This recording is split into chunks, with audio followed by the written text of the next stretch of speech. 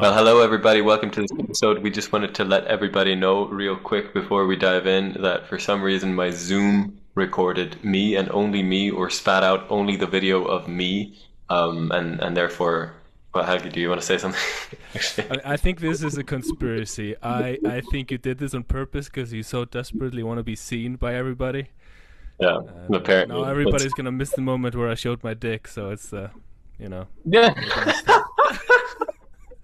maybe next time. Aho. Well, without further ado, enjoy my face and we'll see you on the next episode.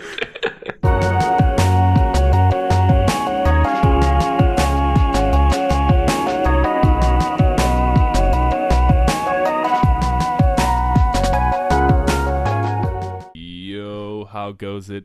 How We goes are out here podding the cast and casting the pod. it?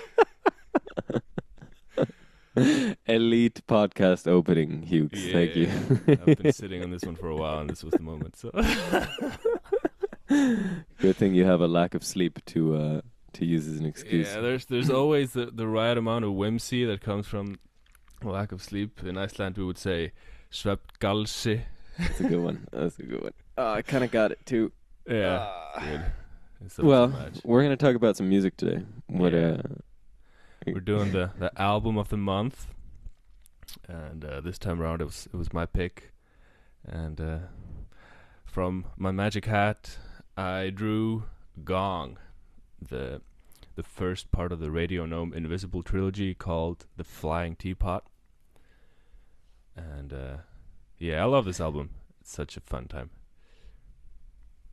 but I am even more curious how it jived with your ears. Mine, I thought it was, incredibly enjoyable. It's a really enjoyable experience to listen to it. It was just the right amount of Beatles for me, and then okay, so it's been a couple weeks since I actually went through this the last time, but there were a couple parts that just go on for a while, repeated for a very long time, and they always sing the same line over and over and over. So I can see this is almost like Beatles except for psychedelic journeys, the way I Yeah. see it. But how do you feel about that? Yeah, that's true. Yeah, I was like, I've thought about this a few times. Like, yeah, the Beatles, they were really kind of pioneering a lot of the Yeah. psychedelic sound of the 60s. And then I feel like Gong took the psychedelia even further. And I feel like Osric Tentacles came and took the psychedelia even further. Yeah. And I don't know if it's possible to get more psychedelic than Osric Tentacles, but Spangle, and also when all that stuff came afterwards. But it's like, I feel like we've kind of reached peak psychedelia at that point. But Yeah, it seems like the development or the evolution is in the direction of texture, sound texture. You have a little bit of that, I suppose you could say, on this Gong album, although not really much to speak of, honestly. And then, I mean, like, the technology was different. So this is the early 70s. When did this album come out again? Was it like 73 or something? I can't wait, remember. I got it. I got it right over here. Yeah. 73. Yeah, Oh, okay. There we go. It's nicely done. yeah. So I think synthesizers were relatively new on the scene. I don't know when they started to come about, but I think that was around the time. So they had some synth stuff on there. Some, I don't know if it's like Moog types. There's one guy on the synths, but still they play around with texture in other ways. They've got all the effects and the guitars and the delays, and but it's for sure it's different than Ostrich because it's more kind of classic band style situation. Yeah, and it's got lyrics. It's got lyrics. vocals. Yeah, and I want to dive more into that because it's there's such a rich mythology around this. This is a whole story. This is a whole trilogy with characters and storylines and all that stuff. And I don't know the whole story. My brother got into Gong before me. He knows the story better than me, and I was trying to We should have him on. Yeah, I thought so, but he's a busy guy, so Mm. I don't know if he's available now. But anyway, yeah, he said like it was hard to find the story online, but you needed to kind of have the little pamphlets from the album to read the story. But as far as I understand, this is gonna be my best interpretation of this first part. I think they're introducing the characters. So you've got the Pothead Pixies, which are these kind of elvish, gnomish type characters that fly around in the Flying Teapot, and they communicate to humans through this kind of interdimensional radio station called Radio Gnome Invisible, which is this kind of, I don't know, extra dimensional entity. And that's what that line is. Okay, I get it. Like somebody somewhere has got to be high. Yeah, like when people are receptive, they can, telepathically communicate with them. Somebody somewhere. Oh no, oh god. Okay, I like that. Nice. And then there's some other characters introduced, the Octave Doctors, which are at least also kind of these wise, these wise entities, and you got Zero the Hero gets introduced, who's kind of this main character that goes on to play a big part in the subsequent parts of the trilogy. Right, and then after that one you got Zero. Wait, no, that is that one. Zero the Hero and the Witch's Spell, which I thought that was an extremely weird song. It's so funny. Followed by an even weirder song called Witch's Song / I Am Your Pussy. Yeah. I wasn't sure what to make of that one. They've got this witch character that comes in, and I think she gives Zero the Hero a love potion and something like this. Yeah, I guess I didn't quite. I was quite high, to be clear, when I was listening to this. I guess I didn't quite catch on to that frequency that the gnomes in the teapot were trying to transmit. Yeah, but it took me a while also to really, dive into the mythology. But it's a lot of fun, and it's. I was diving a little bit and also into the mythology around the band, because I was intrigued, because when I was looking at my Spotify Wrapped, the number one genre that I had listened to was Canterbury scene, and I was like, wait, I've heard of this, and I've heard this Canterbury scene. Yeah, I've heard this related to Gong, but I don't really know much about the Canterbury scene. So I was taking a deep dive looking at the Canterbury scene. And it is a specific sound that comes from that part of England. Where is Canterbury? Oh, I think, if I remember correctly, it was southeast. Okay. But so Canterbury, like, there's something called the Canterbury Tales, which is an anthology of 24 short stories written in the Middle English by Geoffrey Chaucer. I don't know how to pronounce his name. Okay, and so to sum up, Canterbury is a UNESCO World Heritage Site in the Canterbury district in the county of Kent, England. Yeah. Very interesting. It's got a bunch of beautiful buildings. Yeah, and there was a specific sound that emerged from that place. And it's kind of a mix of prog rock with jazz fusion and psychedelia, avant-garde jazz, and Google says often humorous, whimsical lyrics and melodies characterized by shifting time signatures, intricate instrumental interplay, and distinctive pastoral yet breezy vibe. Pastoral. Yeah. Okay. But I wanted to relate the mythology of the band to the Canterbury Tales. Or I got the impression that, part of the reason why Gong has this kind of rich mythology is kind of a play on the Canterbury spirit, the Canterbury Tales. But there were other notable bands. I don't know if you've heard of Soft Machine or Caravan. I've heard of Caravan. Camel is kind of considered Canterbury adjacent. And Alan Holdsworth. I don't know if you know Alan Holdsworth. You're a jazz guy. No. Okay. Is he a jazz? Is he an anti-jazz fascist? Is that no, he's a kind of rock fusion, jazzy. So I was spot on. Okay, sure. No, I think he would be considered jazz.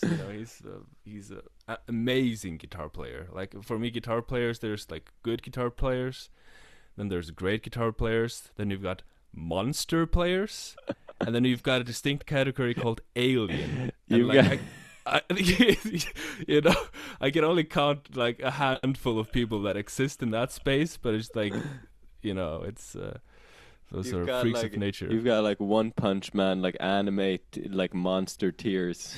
Yeah, exactly. This is a god level threat.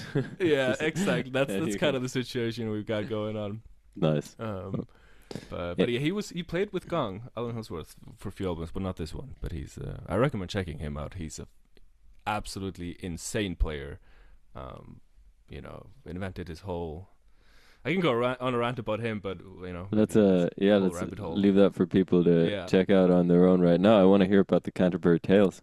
Right, I don't know much about them specifically. I just heard this kind of related to Gong's mythology, so I haven't yet. I probably will now because I've been diving a little bit into the Canterbury scene, and just out of curiosity. And Did you have a way to relate that to the music, or should we move on? I mean, the only thing I heard is that that played a part why Gong has this rich mythology, that it's play in the Canterbury spirit. Interesting, yeah. An anthology of 24 short stories written in Middle English, you said before, by Geoffrey Chaucer, don't know how to pronounce that one. Yeah. Between 1387 and 1400. Okay, so this was a while ago. Yeah. What is the story of the Canterbury Tales? There we go. Explores the relationship between worldly pleasures and spiritual aspirations. Okay, interesting. Presenting a variety of stories ranging from lustful cuckoldry to spiritual union with God. That's very much in the spirit of this album. Lustful cuckoldry, especially, yeah. Yeah, it's got the whimsy, but it's got the spiritual aspect also, and it's got not just whimsy, mind you. It's lustful. Right. Yeah, I don't want any different shade of meaning here. Yeah, that's accurate. I'd say but yeah. It's I mean, certainly in "I Am Your Pussy" at the end of the album, they do hit that spot. Yeah, it's like I even found myself. I was listening to this album through in preparation for this episode, and I just found myself laughing. I was just walking outside, and I was just laughing because it's such a funny album. And, so it got this distinct British humor going on, and they don't take themselves seriously. And you can tell, and it's just a good time. They're just having a good time creating. I really like that about this album. Right. It's very free. Yeah, I don't know if you saw the the short interview I sent you with David Allen, the singer from Gong. No, didn't watch it. Okay, so he was explaining that during this time, I think it was during this time, they used to take acid every full moon and do a 3 or 4 hour long show. So, wow, there was definitely some juice flowing about. That's insane. 3 or 4 hour show on acid? Yeah, the whole band.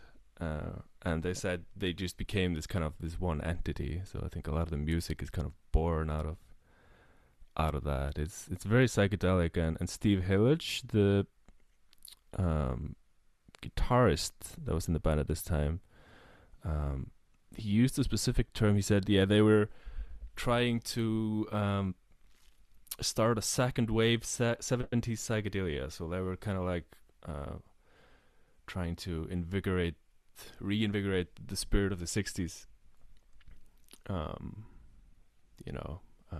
So yeah, there's a lot of trippy stuff going on, and it's very fun to look at videos of them playing during this time because they're having a lot of fun, but they know their stuff. These are, they're definitely in tune with each other. Yeah, I think on acid you at least still can play an instrument. I do believe. probably depends how Yeah. much, but I think these people were probably doing it quite a bit, so maybe they got the hang of it. But yeah. But then there's other aspects to it as well. I was taking a deep dive. I'm taking the mic. I'm Bring going on the around. learnings. So it's they've got this British aspect, like very notably. It's kind of similar spirit to the Beatles in a way. Yeah. Yeah, totally. But then they also have this French cultural influx as well. So I think they had a few French members in the band at the time, and David Allen, the singer of the band, he at some point I think got trapped in France because of a visa issue, and he studied with the beat poets of France. So he's a poet, and wait, I also had the beat poets loaded. They were post-World War II writers, including Allen Ginsberg, whom I know, but I don't know too much about him. What did he write? That name sounds familiar. Yeah, it's also familiar to me, but I don't remember. I may have seen or read something from him at some point. But others are Jack Kerouac, Lawrence, okay, this is a hard one, Ferlinghetti, Gregory Corso, Gary Snyder, and they rejected materialism and conformity, exploring spirituality, Eastern religions, drugs, and sexual liberation through free verse jazz-influenced, often surreal and spontaneous poetry that emphasized authentic self-expression and a rejection of academic tradition.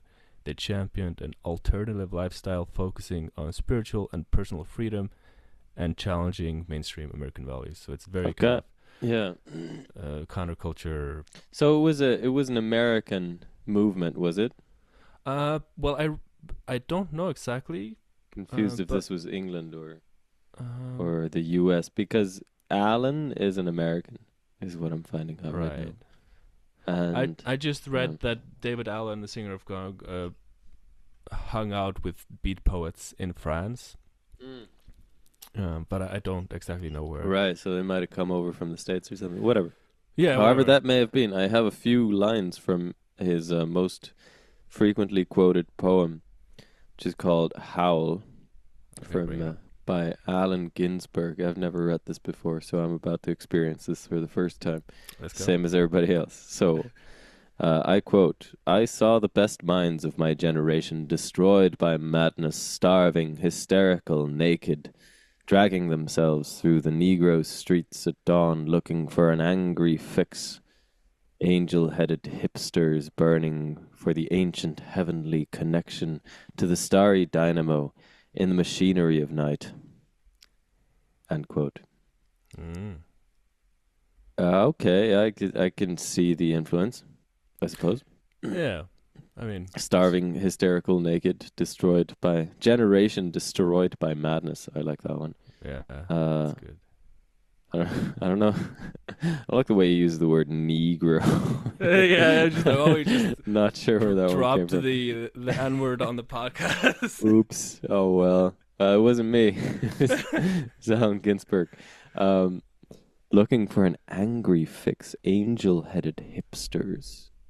Burning for the ancient heavenly connection. Angel-headed hipsters burning for the ancient heavenly connection. That's great. That's a bar. That's a bar. Yeah, that's a bar for sure. I like that. So yeah, this was just the kind of on the tangent of David Allen's connection to France, and he speaks French, and you can hear a little kind of, for example, the way they pronounce invisible in Radio Gnome Invisible. They say Radio Gnome Invisible. Ha! It has the French pronunciation. Took me a second to realize what they were saying there. Yeah. Yeah. Right. So it's kind of like I read that there were kind of a mix of kind of the whimsical Britishness and kind of French surrealism. Yeah, that makes sense. So, but yeah, it's a good album. I dig it a lot, and I find myself coming back to it every once in a while for a good laugh and some great trippy music. Yeah, honestly, I think I only listened to it twice through before this episode. Last time, like I said, was a couple weeks ago. So I'm warming up for listening to it again, just having this conversation. Right. A lot Yeah, of it's fun. it's always more fun. Like I feel like this is lost on people a lot these days. Is kind of the not just the music, but everything behind the music adds so much. Like for me, like the music itself is kind of like the tip of the iceberg, and the whole process and everything behind the music is just as much as a part of the music, because you could have an AI generated song that could generate an amazing song, but to me that's just not exciting because it doesn't have the process, the you know a lifetime of learning how to create music and all the experiences you went through that influenced how the music came to be. Like the Yeah. process itself is just the music, and I feel like this is getting lost more because people aren't listening as much to kind of to albums or bands. It's more playlists, and it's. I get a lot of pleasure out of taking the deep dive into a band and like I really start to enjoy music as I don't really believe in separating the art from the artist. Like I feel like I get to enjoy the music so much more after I like listen to an interview by the artist. I get to know them a little bit. Do you still listen to Michael Jackson on that note? I mean, I never listened to him much. Or anybody else who's been cancelled for that matter? Yeah. I mean, to some degree I do separate, but I don't think you can really. I think the art is an extension of the artist, and you can appreciate an aspect of a person even if they were highly flawed in other domains.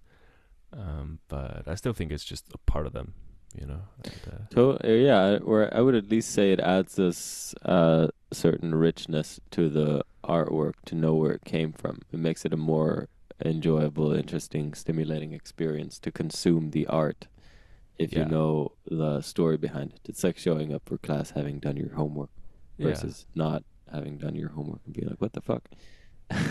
Yeah, it's kind of appreciating things on a more structural level. It's like I'm not a movie nerd. I'm kind of a casual movie watcher. But I heard about this distinction from a Leo video. Surprise! It's Surprise. called content versus structure, and he takes this example. You can experience a movie from the level of content, where you're just watching the movie and you're getting lost in You it. tell that I'm just leaning back, taking this in. Yeah.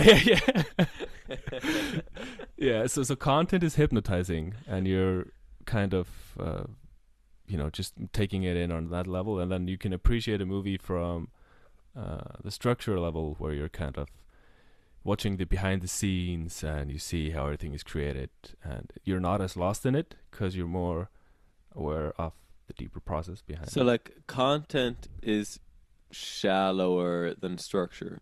Yes, but there's a certain hypnosis that happens when you're engaging on a level of content. Yeah, which makes it like a more shallow experience, the way I understood it. Yes, but it's also sometimes more enjoyable because, there's a difference between watching a movie, just getting lost in a movie, and then watching it and appreciating it from a structural level. Like, oh, they created all these costumes. They, the angle of the shot is like this, and the lighting and all of that. It's a different way of experiencing things, and I had never done this, but this stayed with me from this episode from Leo Gura. Actually, I just go check this video out. It's an interesting distinction that he makes. I swear, one day I will find the humility and courage to just sit down and watch a full Leo video through. Yeah, I don't usually watch them. I listen to them just like podcasts. But yeah, I'll be here to. Do you watch them on 1.0 speed, or do you speed them up? No, just put them on like a podcast while I'm taking a walk or traveling on the bus. Yeah, God, he takes his time, Yeah. I mean, good things take time, It's just yeah, sure. No, I'm not judging. I like thinking before I say stuff. That's definitely a good thing to do. Yeah. But just speaking to my own patience here. Right. But wait, where was it? Yeah, I was relating this to the movie experience, and after having watched this video from Leo, I stumbled upon the behind the scenes from Star Wars 1. Like you mean the original, the first one? No, the Phantom Menace, the prequels. Oh, all right. Wait. Before you go further, Hewkii, how much of a Star Wars fan are you? Are you as big a Star Wars fan as I am? I need to know before. I mean, I watch everything Star Wars. I like 99% of people was not a fan of the sequels. Yeah. But Yeah. everything else I've watched pretty much. I mean, they've made so much stuff, like cartoon stuff, that I've not watched, but like all the new series, like I watch all of it. Have you seen like the Clone Wars and stuff like that? I did as a kid. Okay. But yeah, I'm a rather big fan, but not as much as some people. Like yeah, I think we're on a similar level then. Yeah. Continue. But I stumbled upon this behind the scenes footage, and I grew up with this movie, Star Wars 1, and it's not considered, It's a really bad movie. right? But it has a special place in my heart for mine too. Mine too. Since watching it as a kid, and after stumbling upon this behind the scenes video, I had my first experience of like experiencing a movie, knowing all the process that went into it, and it was just I appreciated this movie on a much deeper level than I had before, because I understood, like, oh, this is how I did this. Oh, wow, there's so much work that went into just this one little thing. Yeah. And they were pioneering a lot of things at this time. Yeah, they're pioneering blue screen, yo. Yeah. Give the actors shit to work with. Yeah. They're just surrounded by blue walls and blue floors, blue pillows, and blue people carrying blue things. I'm blue. So I think that's a funny comment. Let's go on. Let's do this Star Wars tangent, yo. Yeah, we're here for it. I wanted to speak to feeling like you appreciated Star Wars more after Phantom Menace, more after knowing how it was made. And I see that from that perspective. But I was also going to add, once you know just that George Lucas essentially surrounded himself with a team of yes men for this project, and like it removes a lot of the appreciation for me, because the reason, I mean, as far as I've been able to understand, the original trilogy of Star Wars is great because, I mean, Lucas had some amazing ideas. He always has amazing ideas, or he has a lot of amazing ideas. At least I think we can safely say at this point. But he needs people around him, as far as I can tell, again, who kind of push back on his ideas and say, okay, that's a little too far though. That's a great one. That's a bad one. I mean, this is the purpose of conflict. Yeah.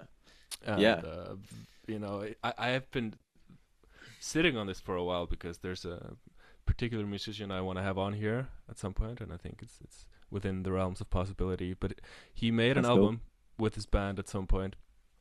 It's called Born of Osiris. It's extreme metal. So the album is called The Discovery.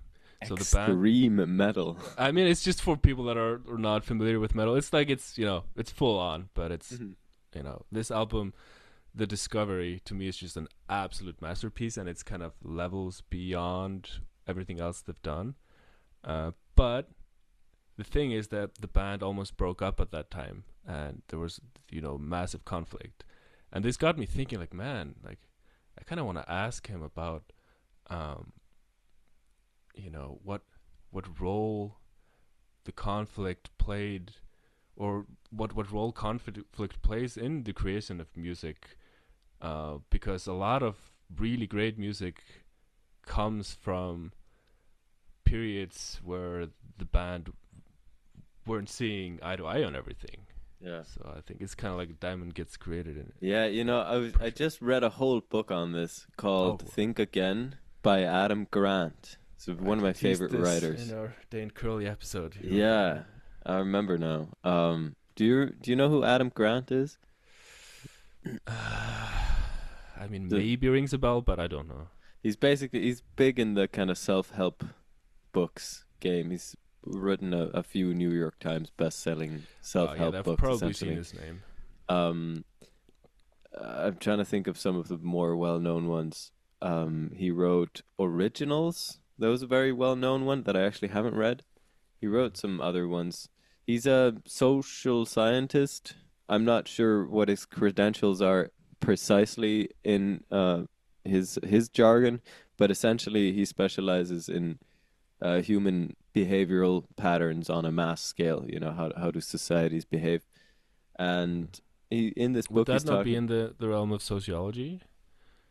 I don't know what the definition of sociology is actually. I just Okay. yeah. I mean, I took some courses on it, but it's been a while. So. But Okay. if, as I understand it, it's like psychology, but on a collective levels more so than personal. I mean that sounds about right as far as Yeah. I'm concerned. Yeah. Anyway, this book goes into it's called Think Again. So it's all about how we can foster a habit of redefining our own belief systems and not being stuck in the same behavioral patterns and the same belief systems that keep us stuck at where we are right now. Mhm. And it's certainly true, I think, for most people in the world right now that they're not doing a lot about their belief systems. And certainly I can say that for myself in a lot of ways as well. That there's a lot of stuff that just goes on in the subconscious and it's just automatic behavioral patterns. And anyway, this book goes into how to do that for yourself and how then it goes into the interesting part, which is how to make it easier, how to convince other people that they might need to change their mind on something. Oh boy, That is like, and that's this authority territory. yeah, yeah. People That's are so protective about around their belief systems because like people's belief systems is what grounds their sense of reality. So like when you start to poke at it, it's like you're kind of pulling a rug from underneath people. And they're like start yeah. to lose grip and like It's almost like they just took too much LSD. You know, like, I mean where's that is reality? essentially this is what psychedelics do. They just Yeah, nuke your belief systems. yeah, And the thing is, not everybody's ready to do that, and some people need to rely. This is why I think religion plays an important function in human evolution because it's people need something to grab onto at a certain stage before they're ready to move beyond that. yeah. But anyway, go Yeah. on. So I was gonna say that he gives this example of people who are agreeable versus people who are disagreeable, Oh yeah, it's and such a how short. people who are disagreeable are more likely to be able to change their mind, essentially, than agreeable people, because they're more Ah, likely to engage in uncomfortable discussions. Um, right. And he goes through this whole account, which is very interesting, of the Wright brothers who invented flight as we know it today, or that's how the history goes. Anyway, I'm not, again, don't quote me on this. I'm not a What a historian or a cosmic sociologist. coincidence that the right invented flight. Yeah. Yeah. Well, where am I going with this? They invented flight and they were in conflict almost the entire process. They Right. would literally have shouting matches every day for like years as they were coming up with solutions for how to make something that would actually fly like an airplane. They were trying to Right. design stuff and they would each come to each other with their respective designs and then they'd just roast the shit out of each other apparently for why the other design sucked. Right. And they would just shout at each other so hard until eventually the next day they'd come back as friends and Yeah. forgive and forget. I mean, this And is what so science is essentially. It's fucking tearing each other apart mutually yeah, until that's you why got something real. at all, I heard Sam Harris say this at one point, and it resonated so much with me. At all science, this is the fundamental difference between scientific uh, conventions and spiritual conventions. In the spiritual conventions, you got people saying, yes, this is the absolute truth over here. I know it. I have found it out. And at scientific conventions, they're just full of people going like, well, maybe don't quote me on this. You know, I'm not entirely sure. I might be wrong. But I think this is X is Y, you know? Right. You don't have anybody because everybody's terrified of being fact checked and proven wrong in the Right. scientific community, whereas that's not the case in the spiritual community. Well, this is a super interesting discussion, and we have, you know, derailed, but I'm here for it. I think this is. I love doing these album talks because it just sparks a conversation, and we just go on a journey. Yeah. But I do want to touch on this because this is highly interesting, and I was watching the two newest lectures from Leo called Deconstructing Rationality. So I'm just he's picturing the Phantom Menace meme. yeah, This is getting out of hand. Now there are two of them. You watched two Leo videos? no, I haven't finished the second one, but it's he's Crazy basically bastard. talking about essentially the things you have irrationality. A lot of religion is existing in that space. Then more evolved is rationality, which would be silence.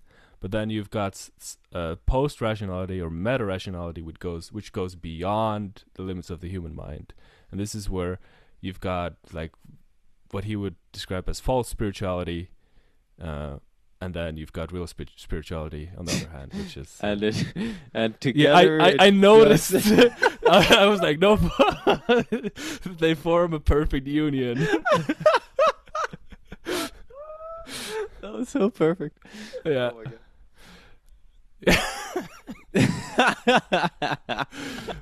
but yeah, it's, but I think a lot of For anybody listening in, Hewkii just pointed his thumb out for one and then his middle finger for the other for some reason. and I was using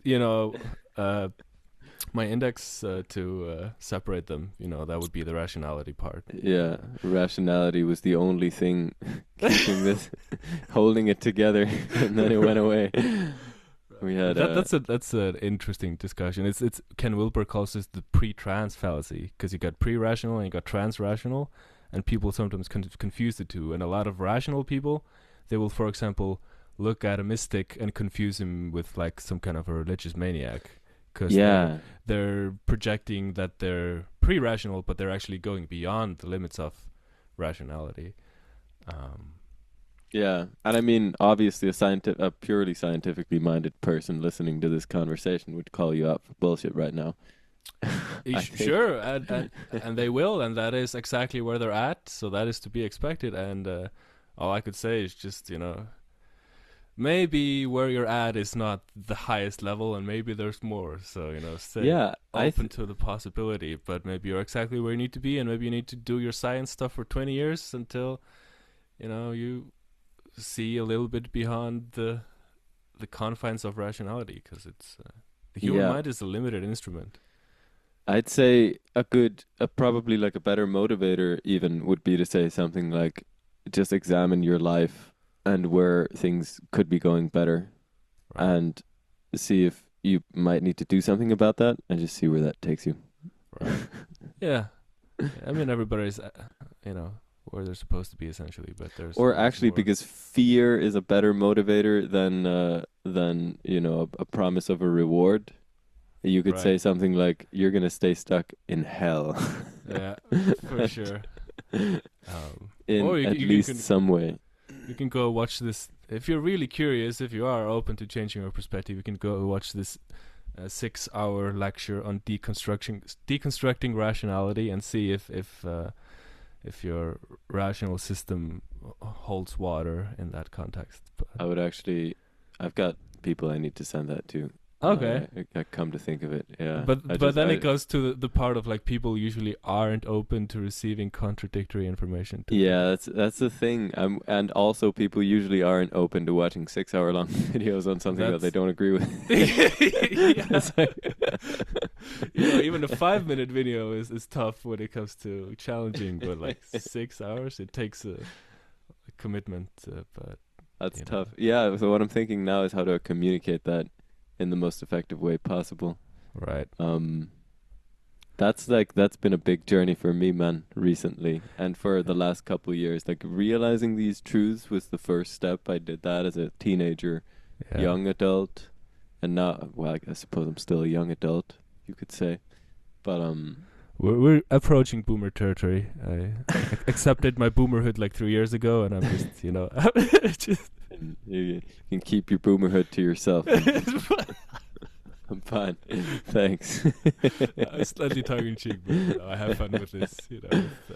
I adopted the lingo of the kids, and I use it like a grandfather around my younger brother. Yeah. Oh God. I get a right kick of that. Got some Are you new watching lingo your these skibbity days. toilets? Oh God. Well, anyway, so it was a whole journey, like just figuring out the spiritual truths to begin with, and then there's a Yeah. whole other journey where where you're seeing the light, and everybody else around you is still looking at the darkness, and you're like, guys, guys, guys, Right. guys, you seeing this, guys? But then there's another layer where you realize that everybody is exactly where they're at for a reason. Yeah, And that's what I it's was going to get to. Yeah, yeah, and I had my whole journey with this stuff because yeah, I've expressed this quote on the podcast before. When you're in love, you want to tell the world, and that's very much how it feels when you start to you know when these things get revealed to you for the first time. You do want to shout it from the rooftops, but the thing is, not everybody's ripe, not everybody's ready to really start to dive into it, and maybe they need a few more years of doing exactly what they're doing until they're open. And it's a big trap to try to impose things on other people, even if you may be seeing something that they don't. It's like makes I me don't know think if of it's Jesus' story when somebody asked him, "Hey, Master, if you're so powerful, see that mountain over there? Why don't you move it?" And Yeah, Jesus is yeah. like, "If you were as powerful as me, you'd know why that mountain is exactly where it's supposed to be." right. But then there's also a place for um, being an inspiration for other people. But there's a fine line when it crosses into kind of imposing things on others. Yeah. That's where Which you can get come the from a kind religious. intention, you know? It Yeah, can come and from just like, "Hey, just motherfucking get this, all right? You're suffering, all right? Stop it, all right? right, Just right. stop." And then you kick the person who, "Stop suffering. Stop. Right. I mean, sometimes there is a place for shaking somebody out of their bullshit, and calling someone out, for example, is valid sometimes. But like in the domain of spirituality, a rather good one I heard was like, you don't speak about it unless you're asked. Yeah. And another, like, even more extreme one is, "He who says does not know, and he who knows does not say." Yeah, and then Ram Dass said he realized he's both. Yeah. Aho. Wait, what's the quote that connects to this? If I speak, I tell a lie. If I'm silent, I'm a coward. Yep. So those kind of go together. Yeah. But I'm looking forward to having the spiral dynamics people come in here in January, because that is exactly this domain. So it's basically a model that has mapped out different stages of development where people are at, and some people are in the rational stage, some people are in the pre-rational stage, and neither is better than the other. It's just like a tree is a tree stub, and it's a fully grown tree. It's not better, but it's but when people are at these different levels of maturity, you need to use different language. You need to use their language to be able to So we're gonna connect be with them. learning. We're gonna be learning how to communicate this stuff. Yes. Is that? Oh my God! Yes, I need But that. this may take a while. It's a deep model. It's fascinating. I love talking about this. It's one of I my want favorite this. topics. That's And amazing. Yeah. And this was actually used. This model was used in South Africa to help to dissolve apartheid. Uh-huh. If I'm not mistaken, it's been a while since I looked this up, but in cooperation with Nelson Mandela, this model was put to practical use in that situation. So Okay, it's actually a model for resolving conflict. And like, sometimes when you have different societies that are in different stages, one can start to think it's superior to the other and vice versa, instead of saying, okay, like, you're on your path and you're going through whatever you need to go through, and I'm on my path, and here's how we can relate to each other. Yeah, and work together, collaborate. Yeah. So Interdependence. yeah, exactly. So that's gonna be fun. I think it's. Oh man, that's awesome. Something totally unrelated that came to me, but we're shooting the shit, so I'm gonna bring it up.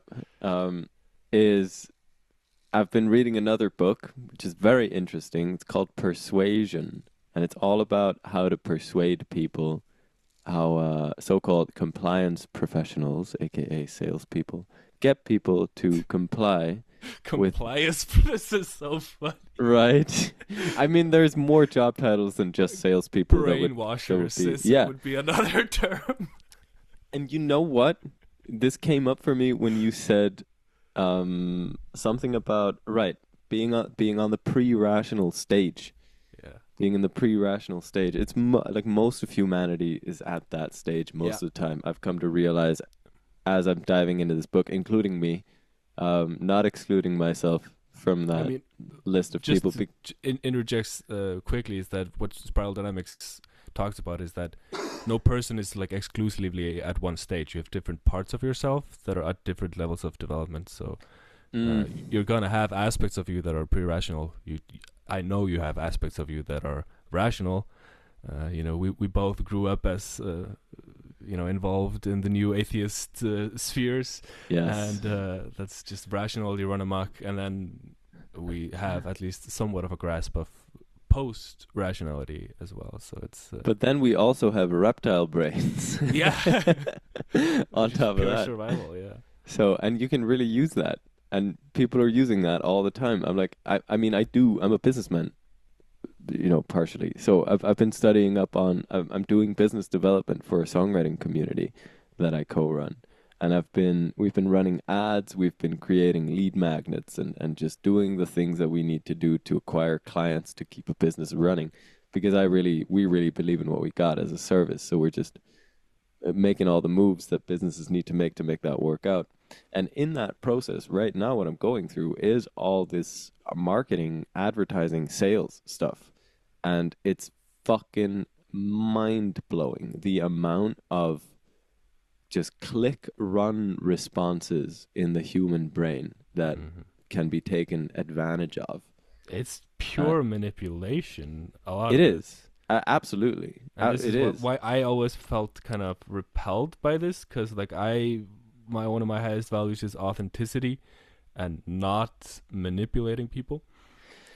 Yeah. I mean, the way I see it is that I'm not really manipulating people into something that doesn't serve them, Right. It would be a different thing if I were to sell somebody who doesn't need a car, a really expensive car, and that was all their money. Persuasion is not exactly the same as manipulation, but I would still say most marketing today is manipulation more so than persuasion. I mean, I would say it's 100% manipulation, all of it, whether or not it actually serves the client. Okay. It's definitely manipulation either way. I mean, manipulation can have different shades to it. You can have kind of more malicious manipulation, but just the way I define manipulation is just that you use something that doesn't actually, that isn't actually positive evidence for you needing to say yes, but you take it as such. Well, I kind of see, for me, the difference between manipulation and persuasion is like manipulation. You want the other person to be unconscious, and you want to kind of sneakily influence them behind their back. But persuasion for me is more upfront. You're like honest about the fact that you're trying to do. That you're trying to influence the other person, and they are on the same page with you. I would say persuasion is more that, but manipulation, but that's kind of the more sinister. Like manipulation can also just simply mean altering your environment. I had this insight the other day. I was walking. I was like, why are humans so manipulative? Like, what is it? And then it just occurred to me, like, of course, like what separates humans from other creatures on the planet is our capacity to manipulate our environments. So, like, that's the main thing. That's why we made it this far. So obviously, this is gonna seep into how we relate to each other. But Yeah. but yeah, I still see a bit of a distinction, like, between when you're manipulating somebody and you're trying to subconsciously influence them without their knowledge, and trying to persuade someone, and everything's up on the table. Yeah. The thing is, if you're gonna make it, as far as I can tell, if you're gonna make it as a business, you got to do the dirty strategies as well. I mean, this is the world we live in, and Spiral Dynamics would say that this is stage orange. Yeah. This is where a lot of the Western world, it's this individualistic stage, a rationalistic scientific stage, and success-driven, and it's very healthy to have a strong component of that. But then what emerged in the 60s is called stage green, which is the postmodern stage that emerges from that stage, which would be the counterculture movement, the hippies, relativity, pluralism, communal oriented more so. So like a lot of actually the struggle where Western societies is currently trying to go from the stage orange, the individualistic, materialistic, capitalistic, success-driven stage, to the more communal stage. So this is our existential struggle, and then we've got the resistance movement from even earlier stages, the religious pre-rational stages that are deathly afraid of the postmodern stage and want to try to drag us back. And this kind of tug of war, but it's Yeah, and then there's the rationalistic, desperately trying to not become, post-rationalistic or whatever you called it before. Yeah, but the thing is, we're going deep on Spiral Dynamics, but it's I'm here for it. I love talking about it. The thing is, like, Spiral Dynamics works like this: you don't really grow into the next stage until you fully integrate everything from the prior stage. So when you go into the hippie communal stage of development as a society or a person, if you really want to go into that stage healthily, you need to integrate the prior rationalistic, success-driven stage. And you see a lot of people that are hippie type people, they will have, and I have certainly run into this, I will have what's called in Spiral Dynamics terms, a stage orange shadow. So I did not fully integrate the prior stage before wanting to go fully into the next one. So you have a lot of hippies that don't know how to make any money, don't know how to take care of themselves and be structured, and that means they can't actually go and thrive. Like, I'm just manifesting, dude. yeah, exactly. It's like they've not fully integrated the rational stage, and they're trying to go post-rational without having the ground of rationality to build upon. So that's why actually you have a lot of hippie people that are in pre-rationality. They're irrational. They don't know how to think rationally. So but they make it look fancy by pretending that they're post-rational. Actually, yeah, that's 100% what's going on in that case. So fuck that shit. Sucks. I hate it. People aren't aware of it, but people really think like, oh, I'm enlightened. It's. I hate that shit. Honestly, I got so many curse words for this. I'm so happy to be letting them out publicly. Yeah. It needs to be addressed. And I remember I was in a men's retreat at some stage, and we had this game going where like somebody expresses an opinion, and then you step into the circle to the degree to which you agree with that statement. And this was like all kind of spiritual hippie guys. And one guy says, I'm really frustrated with the spiritual community and I feel like it lacks critical thinking. And then he steps all the way inside of the circle, and I'm like, yeah, I kind of agree with that. And I step halfway in the circle, and nobody else steps into the circle. Oh, God. And I was like, yeah, I mean, like, we are in the West kind of too caught up in our critical thinking, and, it's... we take that a bit far, and we could be a little bit more loosey-goosey with things. But then over time, I was like, "Oh my God, was that guy fucking right?" And was everybody else not aware? Yeah. Because this is absolutely the case in spiritual circles: is that people do need this kind of demonization of thinking and demonization of the rational mind as something just to because meditation is a lot about kind of letting go of the mind, but then a lot of spiritual teaching doesn't emphasize how to think critically, how to think independently, and you're going to have to think to survive. So what you have is a lot of people not knowing how to think. They maybe know how to meditate, maybe know how to let go of their mind, which is very useful, and a lot of people who think a lot need to do that. But it's not just that they can't think; they're too good to think. yeah, exactly.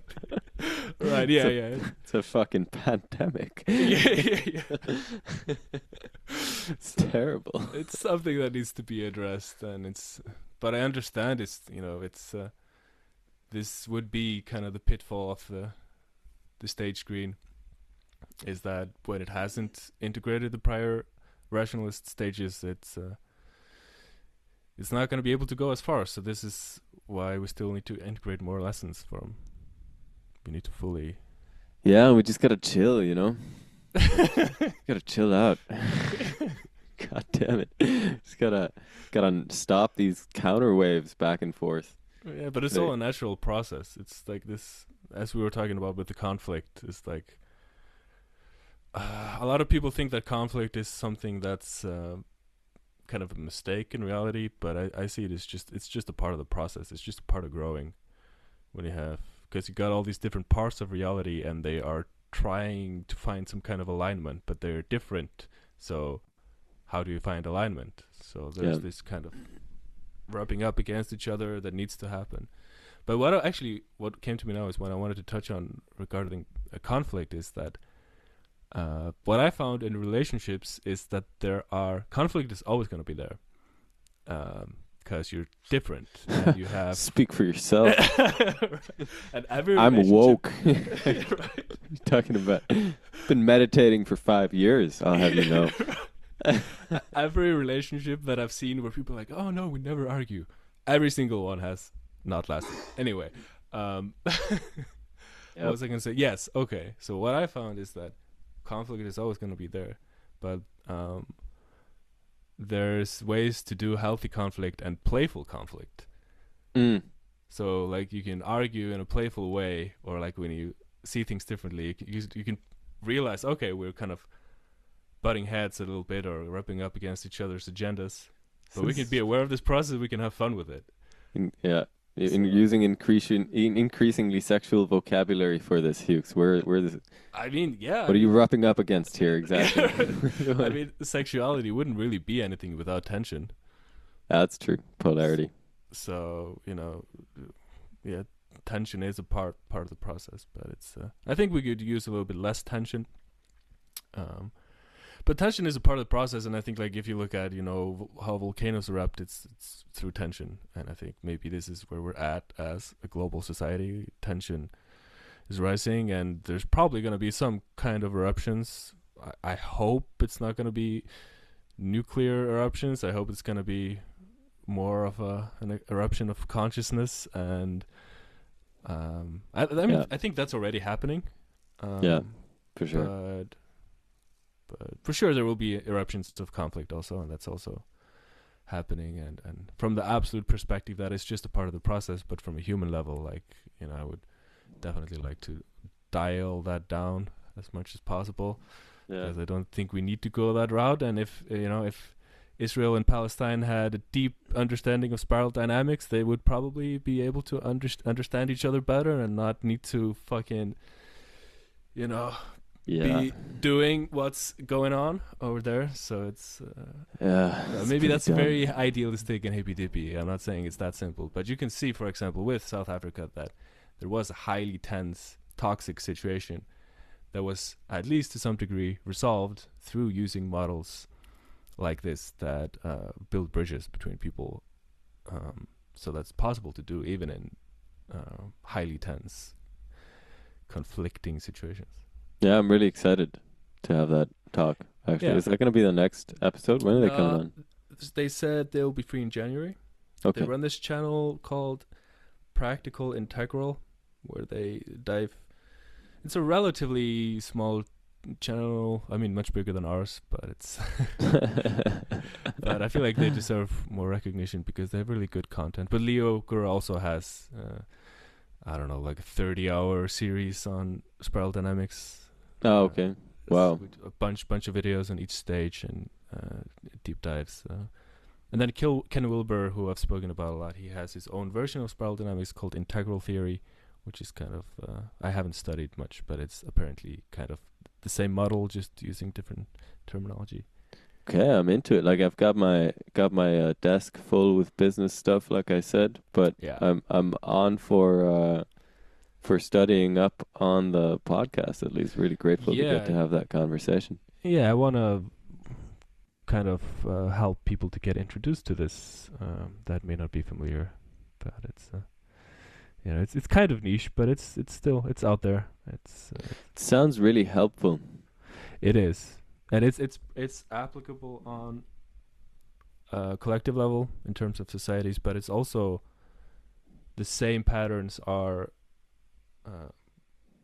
playing out personally. You have these different aspects of yourself. And I was able to kind of diagnose myself a little bit in some of my issues too. It's like, okay, I have parts of myself that just have a stage orange shadow. They just resist so hard our current capitalistic society that I was overlooking its values and why it's there. Yeah. Capitalism rocks, y'all. Well, I'd say capitalism in moderation. We're definitely taking it way too far. It does not need to be like this. It's I'm kidding. But it still plays a function in, development of society. And I think demonizing capitalism is also not helpful. Like understanding why it's there, but also understanding that, we may be ready to transcend it and do something different. Transcend and upend it. Yeah, actually, that is one of the kind of slogans from Spiral Dynamics is transcend and include. Ah, okay.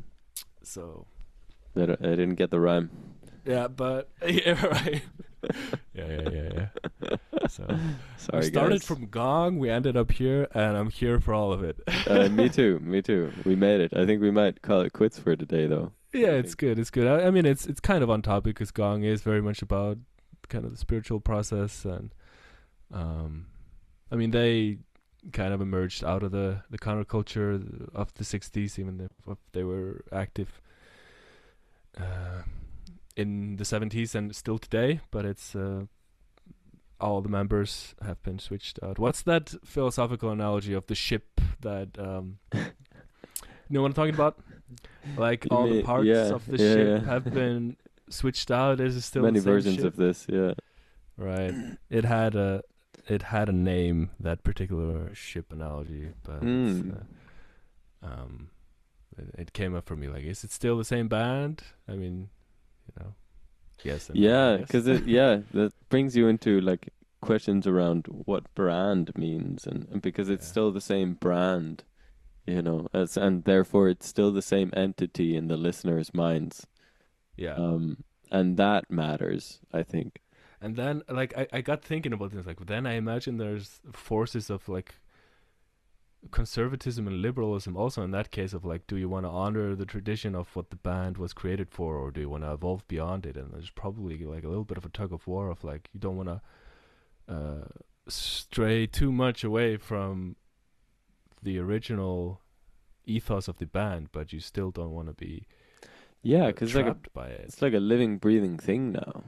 You know, you can't just disregard a living thing's needs. It's an interesting analogy for society. Because the fan base is going to expect a certain kind of music, and they're not going to buy any more albums.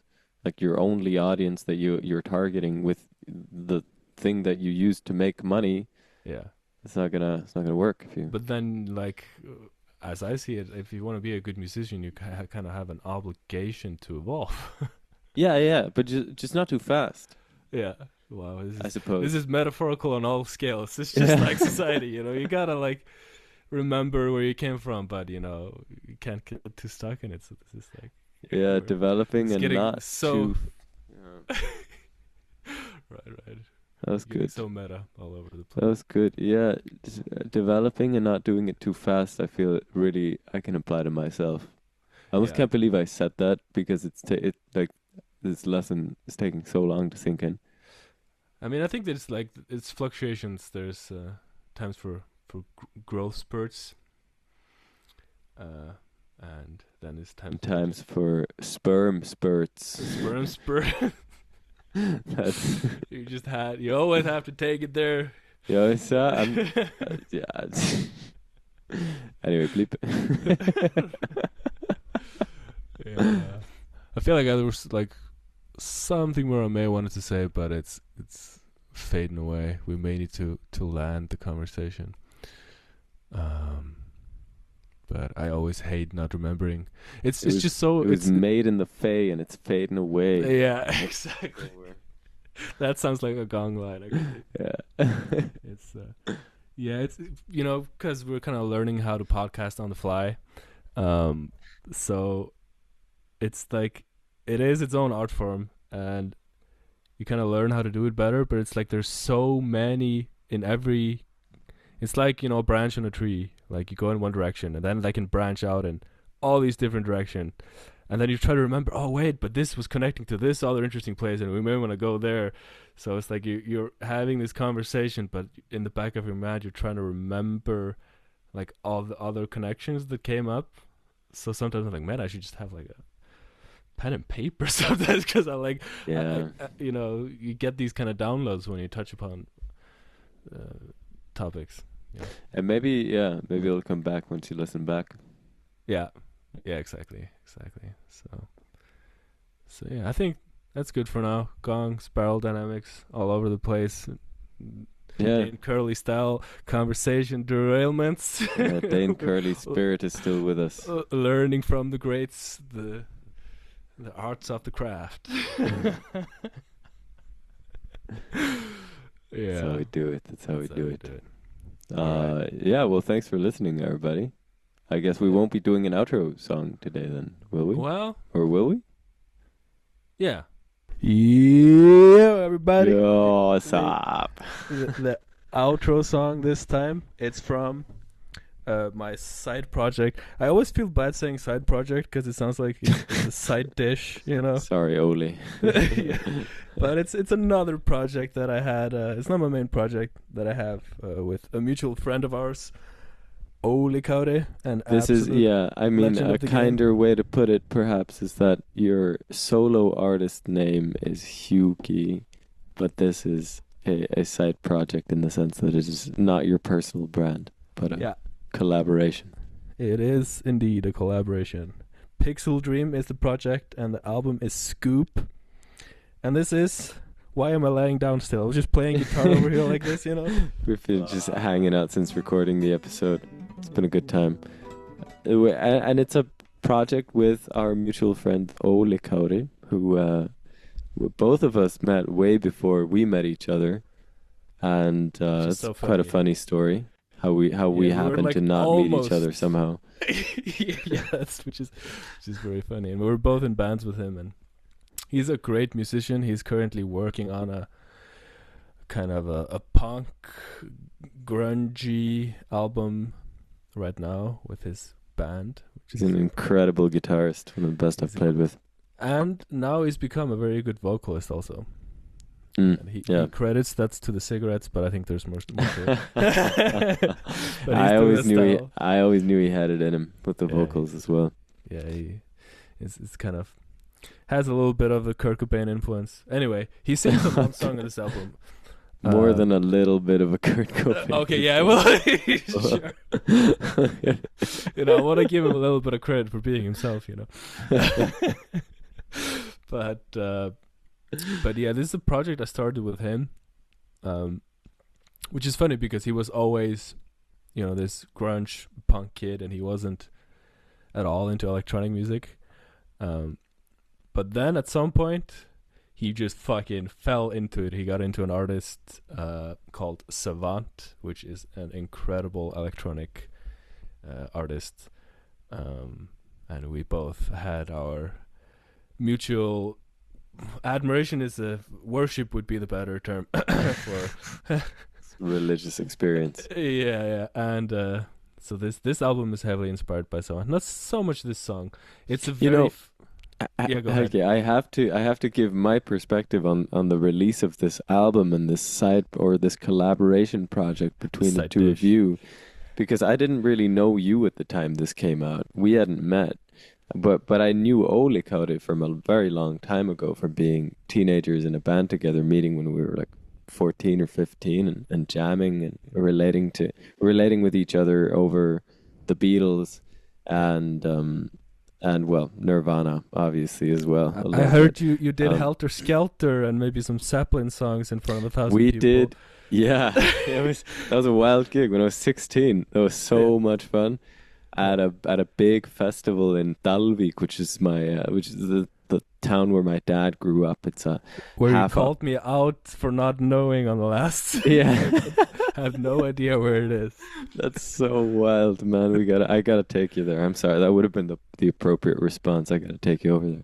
It's a Nah, nice place. I'm here for being called out for being a bad Icelander. I am in many ways. I'm fucking Americanized, you know. Like it's so. This is crazy. So the last time I was visiting here in the north, there's a lot of students here from America, Go with the and tangents again. yeah, we're going there. So, and I met some Americans here, and I was like, wait, this is kind of uncanny. I relate too much to these people. What's happening? Ignorance about one's own country. That was what you related on. No, it's just because I've consumed so much American culture that, like, Yeah. when I started to meet Americans, um, I just felt like I was meeting my own countrymen in a weird way. And Yes. now You I know, have an American girlfriend. Also, it's like, and I got to step up my Icelandic game. I'm a bit of a bad Icelander. I'll admit that one. I definitely got a bit of an American in me as well, but I got another tangent about Americans, which is that I relate to what you're saying. We consume like Hollywood. I mean, the US has been the main superpower of the world And the for internet. 2 centuries. Um, and therefore its economy is the greatest and its entertainment Big dick industry. energy. Yeah, its entertainment industry just gets everywhere, and we grow up with those movies and those shows and video games and books, all that media, Yeah. and that's why we pick up the language as well. It's not hard when you come from a small Video language games country like Iceland. and Um, YouTube and all this stuff. It's and where was I going with this? Where?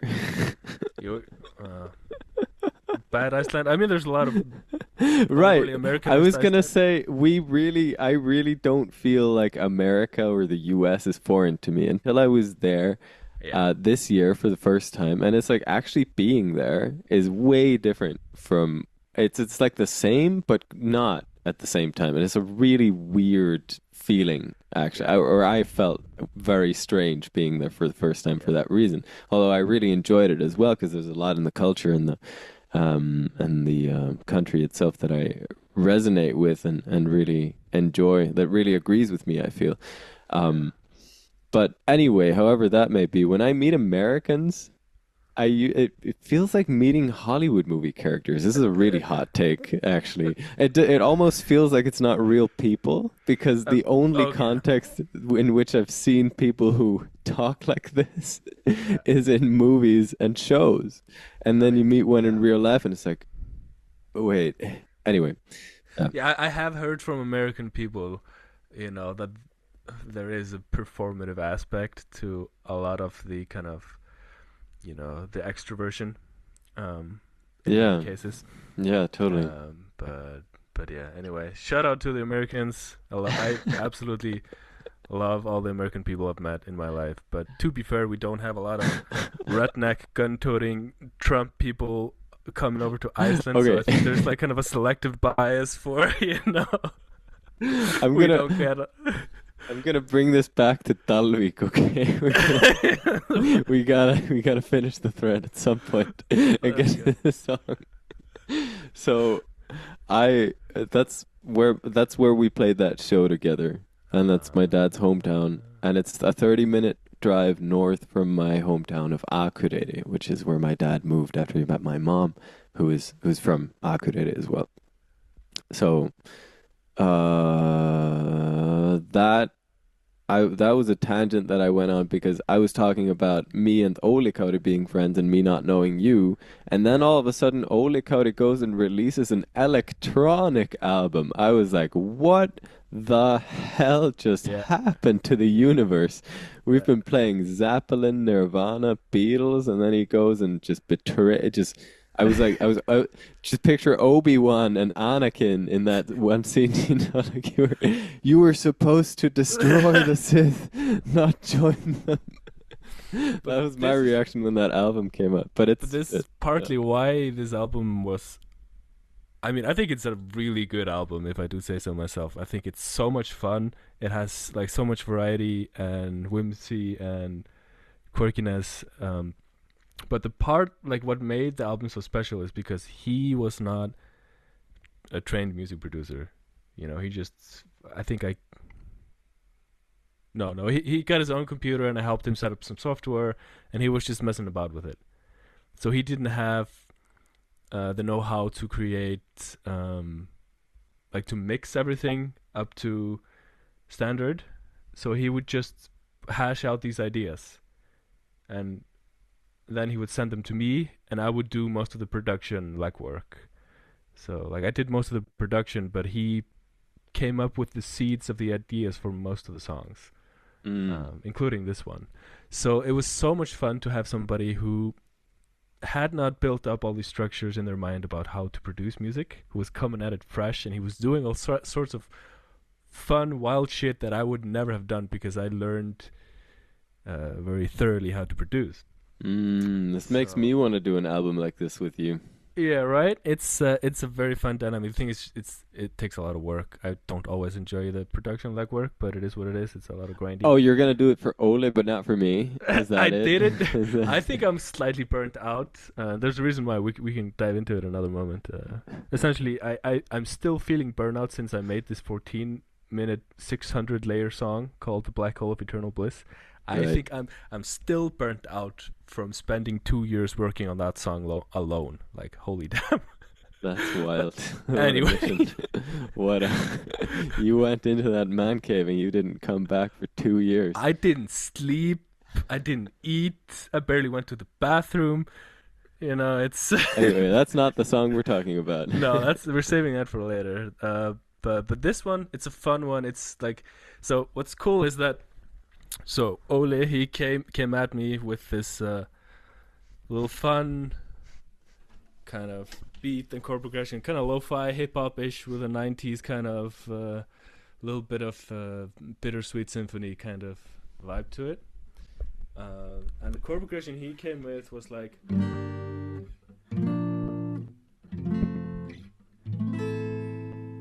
and this one is a fun one because it's like you got the Dorian sound coming in because you've got a 2, but it's not in minor or in Aeolian, it's in Dorian. So it's like it's not the most expected choice. It's like a little bit of a flavor. But then I was like, oh, it kind of wants to go over here.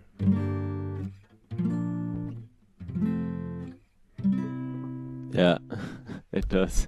So it kind of hints at that in the beginning, and then I take it there. I'm like, yeah, that's the Yeah. catchy chord progression, and we just hang out there and we have a good time. It's a very happy song. Get the It's Lydian. Yeah, that's a better way of conveying the Dorian vibe by putting a major third on the fourth Yeah, chord. but It's the thing nice. is, the song starts out with the first chord progression he does. So it's like it is cool, but then it kind of wants to go to the major chord on the fourth place, Yeah. and I take it there. Yeah. It's some Radiohead shit to play that A minor instead of the C major. It's like Yeah. it's like familiar but different. Yeah. And So, yeah, not quite as accessible, I would say. and a cool thing I did on this song is I found I love finding like spoken word stuff and sometimes putting it in the background, sometimes even in a way that you can't hear. That's very inspired by Dream Theater because the drummer was a movie buff and he would sample movies and Yeah. put in their songs. And so I found like some clips of LSD research. Somebody was giving, like, maybe 50s or 60s, was giving, a doctor was giving LSD to a patient, and then they were taking an interview with him. So in this background, you've got this kind of guy on LSD being asked some questions, and it's. But you probably wouldn't pick up on it unless you really, really pay close attention. And sometimes I add these kind of little spoken things just in the background, and you're not really supposed to hear what they're saying. It's just kind of like ambience in a way. I didn't realize that the guy was on LSD. No, you wouldn't really hear it unless you really paid Didn't attention. occur to me. Yeah. And I will explain this word scoop to people. So it's the name of the album, and it's the name of this song. And I'm not sure if there's anything in the universe that has more slang terms for it than weed. Because every generation has had to come up with their own, because they gotta have a kind of a lingo to speak about it in the way that the parents don't understand. The same has happened with penises. Oh yeah. But, Actually, my girl, she sent me like a list of old terms for penises, like long plum or like yeah. Excuse me? I need you to go yum yum on my long plum. Lung plum. Why would you plumb lungs with it? No. What are you talking about? You're completely misunderstanding. What? It's long. Oh, long. And Okay. plum as in it's Oh, with a B at the end. yeah, like the fruit. It's like no. You're just shoving it down people's lungs is what's happening. Oh wait, no. You just exposed yourself. Plum with a double M, the fruit. Okay. Yeah. Long plum. Wait, does the fruit have a double M? I thought it had one M. It does? I don't know. Oh, anyway. I was just trying to sound smart. Yeah. You did the You opposite. mean with the double MH variant of the French spelling? Plume. So yeah, we used to be quite the tokers and midnight smokers at that time, and this I'm So not I anymore. hear. So I hear. But we used to get frisky with it, and when we were making this Get album, down. he kind of lived at my place for a while.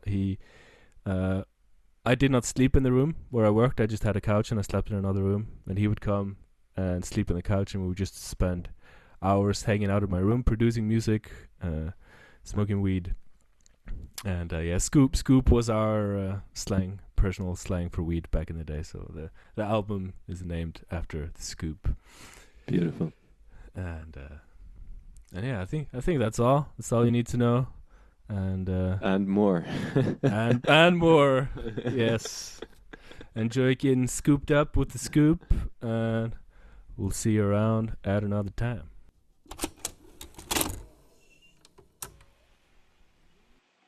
All right, now, a lot of greens. The background's moving in your face. I don't know how much I'm seeing or how much I'm pretending